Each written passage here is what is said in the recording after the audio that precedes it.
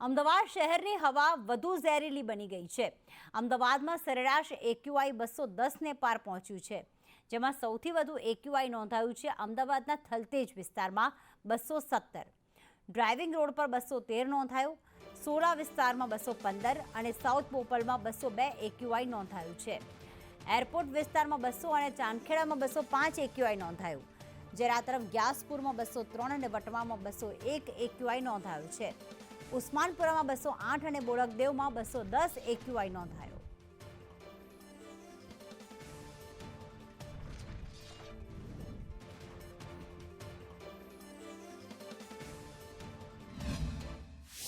અમદાવાદમાં air quality ઇન્ડેક્સના જે આંકડા સામે આવી રહ્યા છે તે ખૂબ જ ચિંતાજનક સામે આવી રહ્યા છે અને અમદાવાદની હવા હાલ ઝેરીલી બની ગઈ હોય તેવી સ્થિતિ સર્જાયેલી છે, કારણ કે મોટાભાગના તમામ વિસ્તારોની અંદર એક્યુઆઈના જે આંકડા સામે આવી રહ્યા છે તે 200ને પાર પહોંચી ગયા છે। ઓવરઓલ અમદાવાદની અંદર એર ક્વોલિટી ઇન્ડેક્સ જે છે તે સિવિયર પોઝિશનમાં છે, કારણ કે 200ને પાર અત્યારે હાલ મોટાભાગના વિસ્તારોનો એક્યુઆઈ સામે આવી રહ્યો છે અને અત્યારે પણ જોઈ શકાય છે કે આખું જે ધુમ્મસભર્યું વાતાવરણ છે, ધુવાડાવાળું વાતાવરણ હોય તેવું સર્જાયેલું જોવા મળી રહ્યું છે અને જેના કારણે વિઝિબિલિટીમાં પણ અત્યારે હાલ ભારે જે મુશ્કેલી જોવા મળી રહી છે, કારણ કે વિઝિબિલિટી ખૂબ ઘટી ગઈ છે।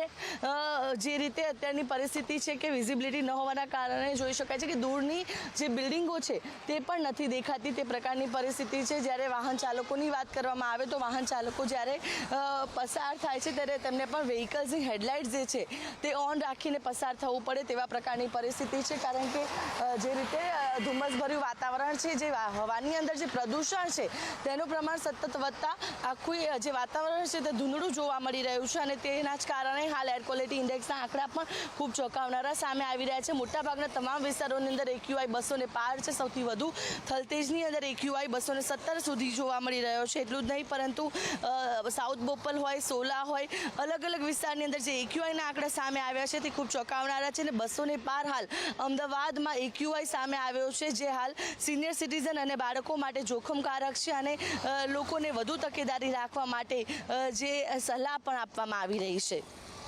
કેમેરા પર્સન મનીષ વાણિયા સાથે આયુષી યાજ્ઞિક, સંદેશ ન્યૂઝ, અમદાવાદ।